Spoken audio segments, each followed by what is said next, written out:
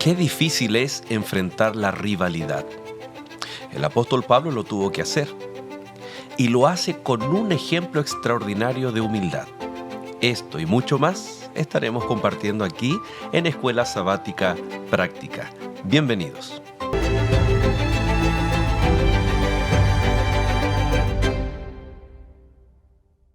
Muchas gracias, queridos amigos, por estar en compañía nuevamente de nuestro programa. Estamos muy felices de leer cada uno de sus comentarios, sus saludos, y hoy te queremos animar a que puedas también escribir tus pedidos de oración.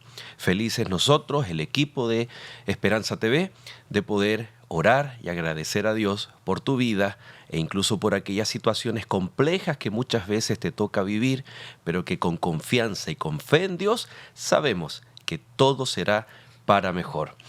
Pastor Daniel, bienvenido. Muchísimas gracias y sostengo lo que casi siempre menciono. Feliz de estar con ustedes en este panel, en este estudio, y que Dios nos dé su bendición para llevar un mensaje como Dios pretende que sea hecho, de esperanza y de edificación. Como el apóstol Pablo, pastor, siempre gozoso a pesar de cualquier situación. De lo que pase. Exacto. Pastor David, ¿cómo está? Bien, gracias, Joel. No, también qué grato es ir creciendo juntos en el estudio de la lección trimestral que nos corresponde ahora. Y bueno, agradecido con Dios por esta linda oportunidad de trabajar junto a ustedes. Así es. Y bueno, recordarte que antes de iniciar nuestro estudio, nuestro episodio, te queremos invitar a que te suscribas a nuestro canal de YouTube, a nuestras redes sociales que están apareciendo en pantalla. Y si quieres conocer más, si aún estás o recién estás incorporándote a Esperanza TV, bueno, que puedas entrar a nuestra página www.esperanzatv.net y allí te sorprenderás. Una hermosa cantidad de materiales para ti y para toda tu familia.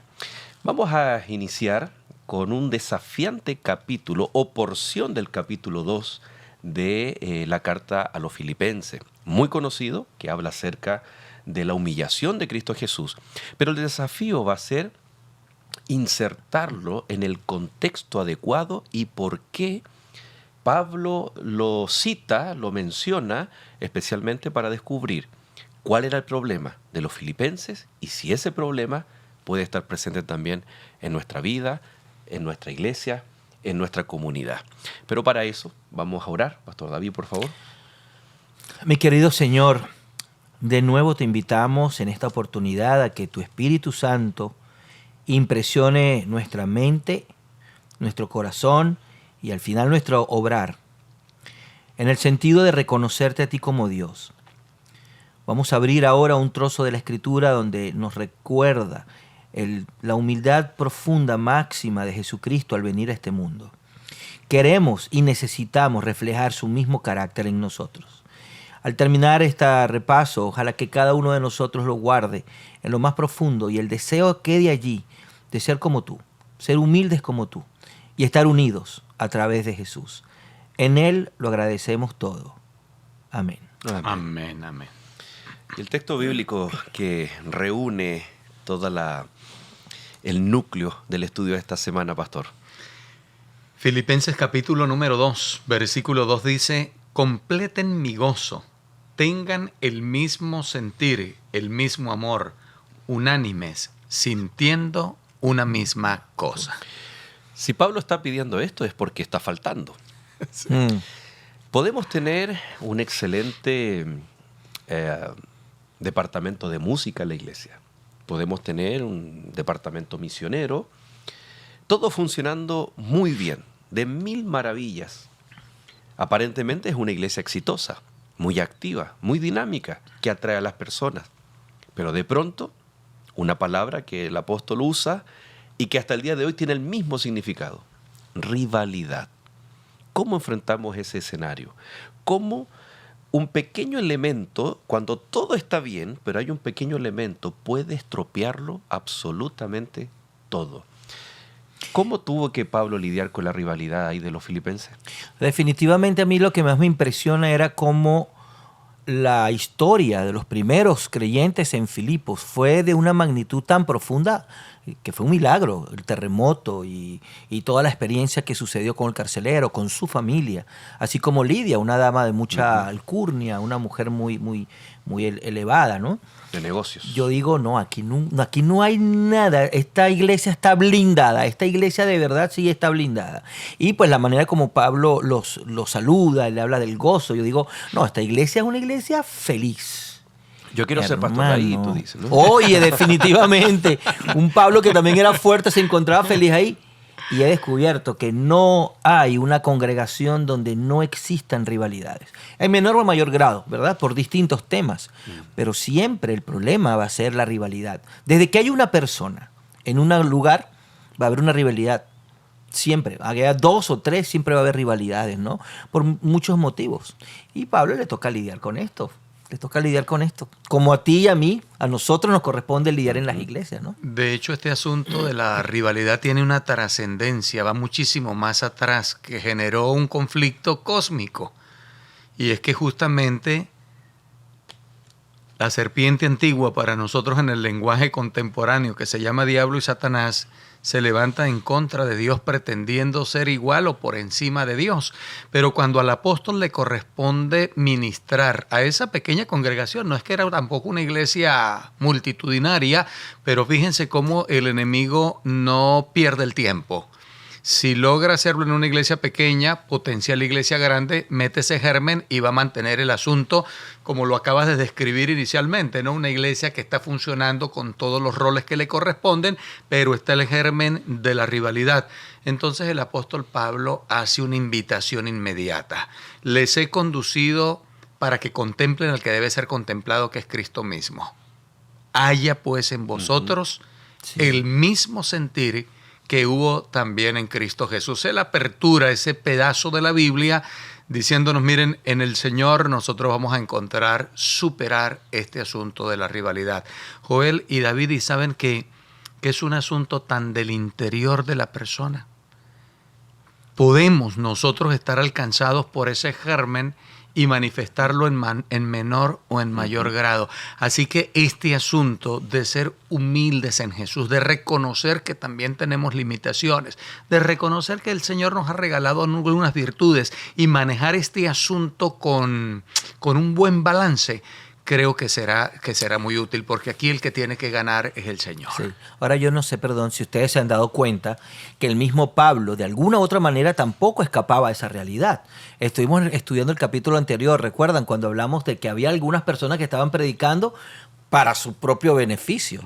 Yo no dudo que así era, si lo dijo Pablo, pero Pablo era otro ser humano. Ahora, ¿cuál es la respuesta de Pablo a esa situación?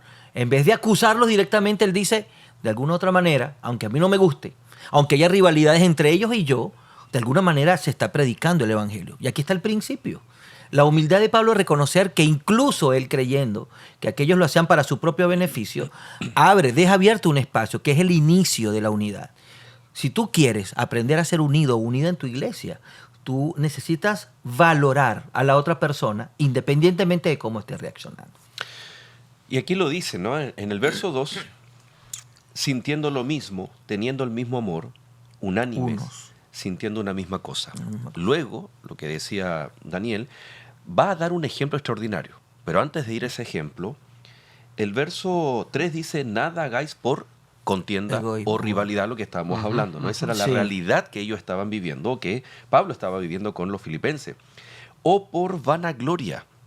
Y acá dice algo muy importante. Antes bien, con humildad, estimando a cada uno, a los demás, como superiores a él mismo o a ti mismo. Ni siquiera igual, ¿no?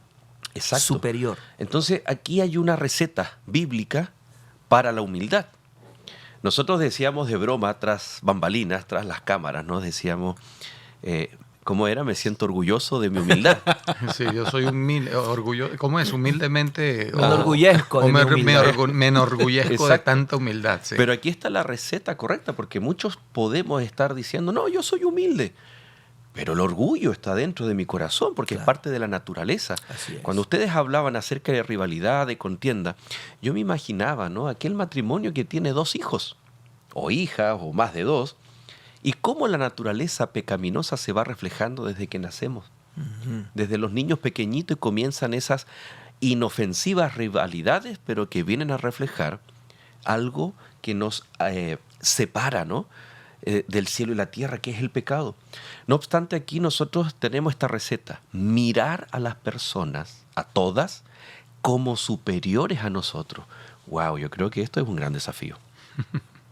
¿Qué les parece a ustedes? Sí, la única manera de poder entender esto es reconocer cuando alguien hable, aunque la pregunta yo me hago, aun cuando la otra persona no tenga la razón. Hay que pensarlo. ¿Cómo vas a pensar algo que algo es superior cuando yo estoy consciente de que es así? Yo pienso que el problema al final no es tanto en las decisiones que se tengan que tomar en función de una valoración sobre algo, sino en reconocer que quien lleva esto adelante es Dios. Claro. Si Dios lo lleva, Sí. no hay error. Ahora, aquí el punto no es inicialmente lo que otros deben hacer. Aquí el punto es que el Señor me está hablando Comienza a conmigo. mí. Así. O sea, el cambio, la transformación no está en los demás. El Señor quiere obrarlo en mí. Y si todos llegáramos a una experiencia como esa, todos estaríamos en el punto de victoria. ¿Por qué? Porque estamos pensando en la obra del Señor en nuestras vidas. Por ejemplo, a mí un ejemplo de humildad que hay en la Biblia que a mí me impacta mucho fue la de Juan el Bautista. Uh-huh. A Juan el Bautista, en otras palabras, lo estaban haciendo el Cristo. ¿Sí o no? Y el hombre llega y les dice, no, miren, vamos con calma, así no son las cosas. Yo soy la voz que clama en el desierto. Pero no. Yo no lo soy, yo no soy el Cristo. Lo dejó claro.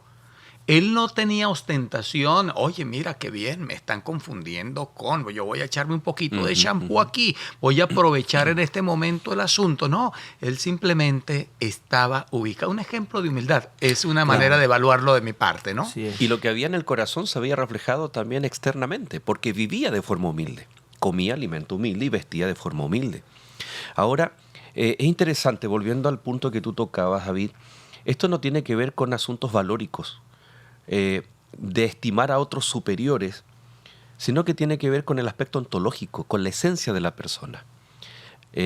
Porque alguien, claro, podría decir, oye, pero él está actuando no de acuerdo a mis principios o mis valores, por lo tanto, yo no lo voy a tener como superior. Podemos caer en esa tentación. Esto tiene que ver con lo mismo que Dios hace con nosotros. Él nos ama no por lo que hacemos, sino por lo quién que somos.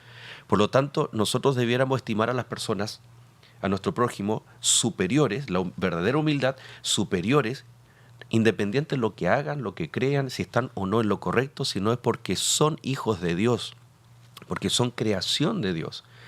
Y ahí radica este consejo, pero de alguna forma Pablo sabe que está pidiendo algo que humanamente es muy complicado.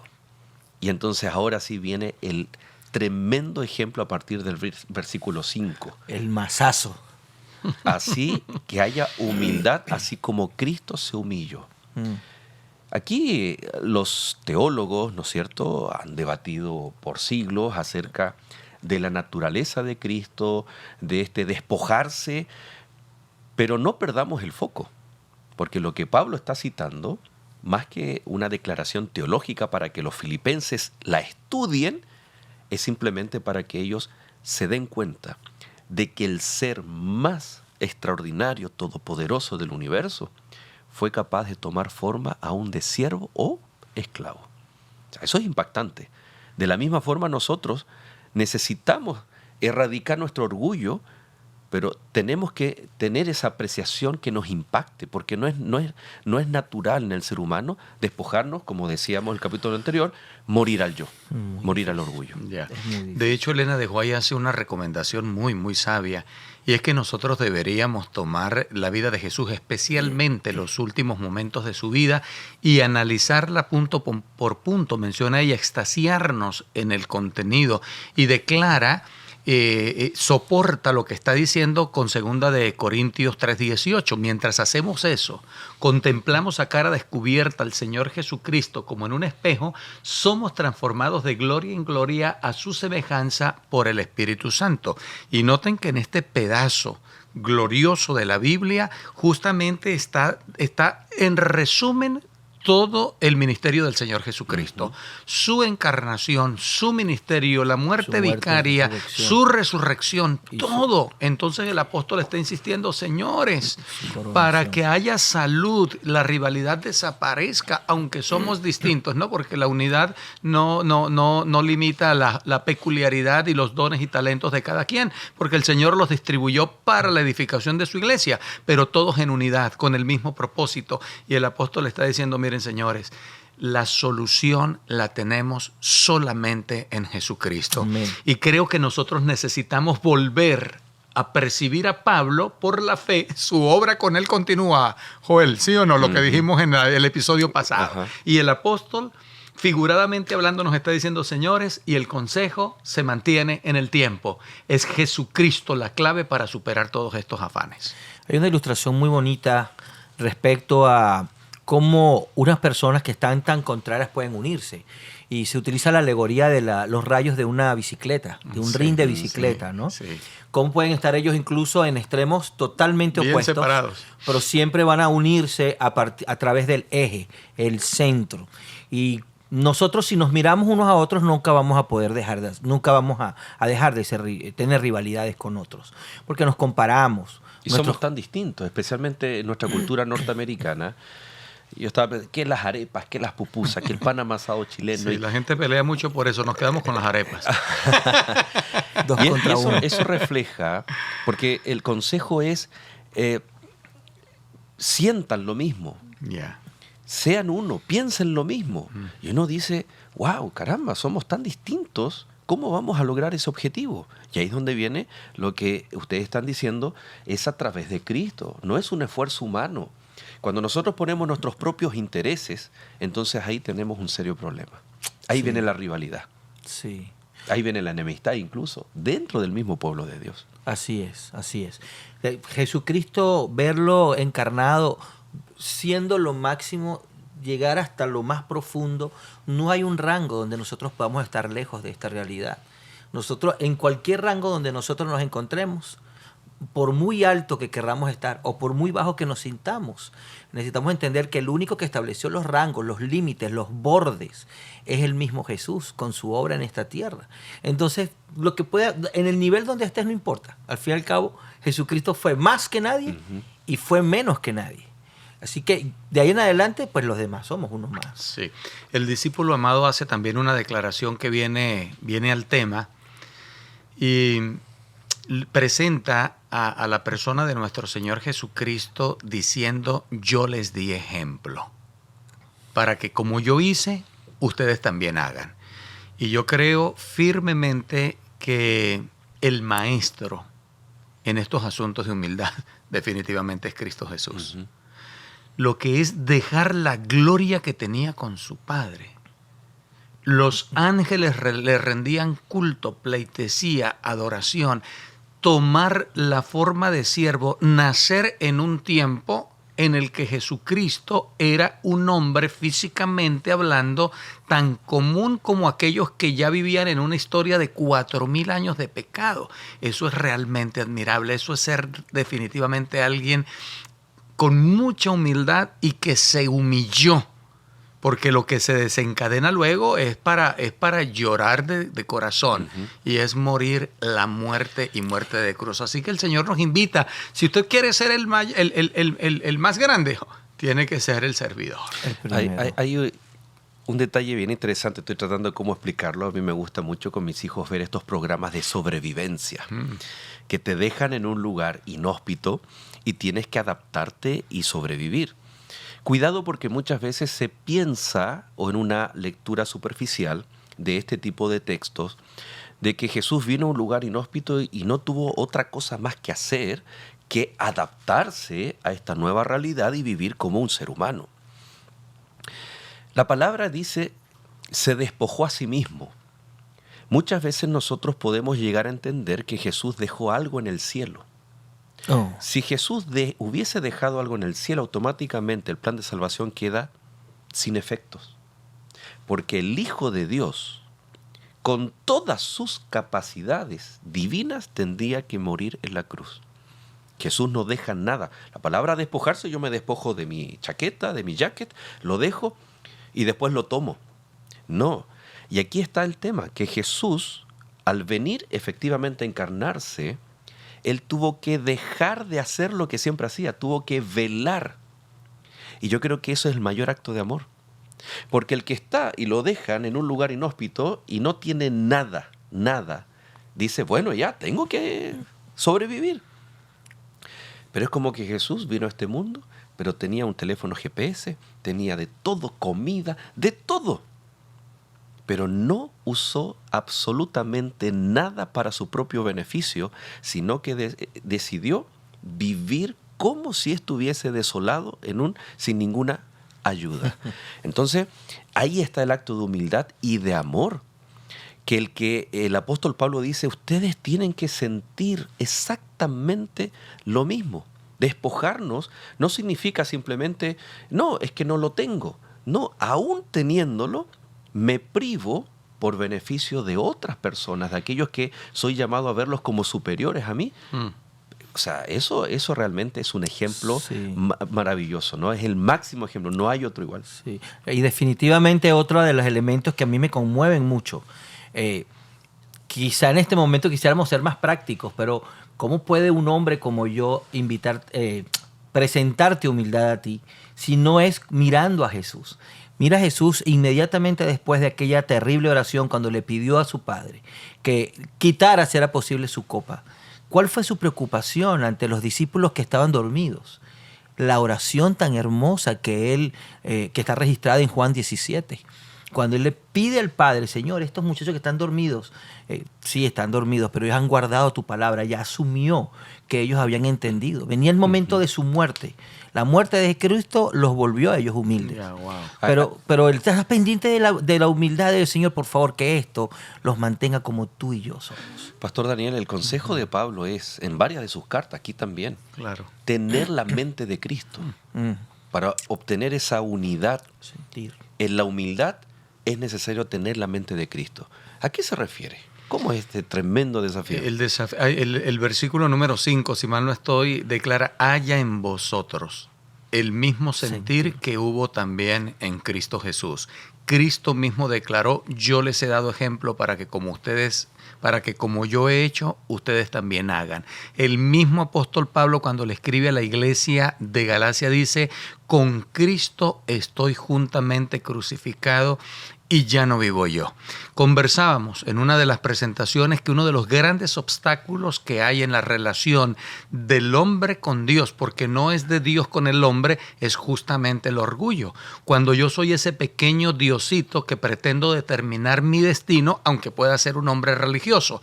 Cuando yo muero, cuando yo dejo que Dios se ponga en el timón de mi barco y lo conduzca para donde Él quiera, estamos experimentando algo realmente novedoso, y es que Cristo en nosotros se hace la esperanza de gloria. Así es. Hay un pensamiento en el mismo estudio trimestral que trae el autor, cuando él identifica o hace referencia al capítulo 17 de Jeremías. Ustedes recuerdan cuando menciona engañoso el corazón más que todas las cosas y perverso. ¿Quién lo conocerá? La palabra perverso tiene la connotación, según dice el texto, de algo que está retorcido. Entonces no hay manera de ser humilde, no hay manera de mantener la humildad juntos, porque es que el corazón nuestro por naturaleza está retorcido, solo Así la es. obra de Jesús. Bueno, malas noticias. Se El nos han tiempo. ido los minutos rápidamente. El tiempo nos pone humildes, ¿verdad? Es Pero que estos tenemos- tópicos están demasiado buenos. Maravilloso, Sí. pero tenemos sí tiempo para destacar algunas ideas principales que les haya llamado la atención. Pastor Daniel. Gracias Dios por Jesucristo. Gracias Señor por no negarte y por ser el ejemplo modelo en mi vida. Espero que sea el ejemplo modelo para todos. Amén. Cuando Pablo dice, con Cristo estoy juntamente crucificado, él había entendido que tuvo que dejar todo, sus preconceptos, su idea, su esencia, sus títulos, todo lo dejó por Jesús. Y no para obtener un fin, simplemente quiso crucificarse con Jesús. Tú y yo necesitamos estar crucificados con el Maestro si queremos compartir algún día su gloria. Este desafío tan grande de tener el mismo sentir, la misma humildad de Cristo Jesús. Pablo a los Corintios les escribe que el único que conoce la mente de Cristo, la mente de Dios, es el Espíritu Santo. Si hacemos de Él, si lo invitamos a nuestra vida, el apóstol dice que tendremos la mente de Cristo. Y si toda nuestra comunidad cristiana tiene la mente de Cristo, entonces podremos tener no solo la humildad, sino estar unidos en Cristo Jesús. Al terminar este episodio, te dejamos con nuestro canto lema de la escuela sabática durante todo este tiempo que estaremos juntos. Mi vivir es Jesús. Disfrútalo y nosotros nos encontramos en el siguiente episodio.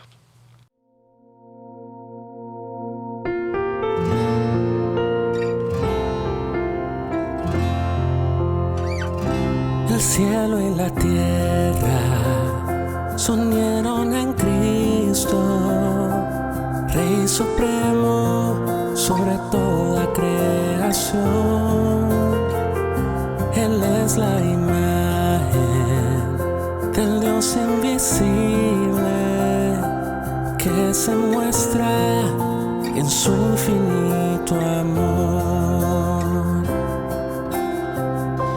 El cielo y la tierra se unieron en Cristo, Rey supremo sobre toda creación. Él es la imagen del Dios invisible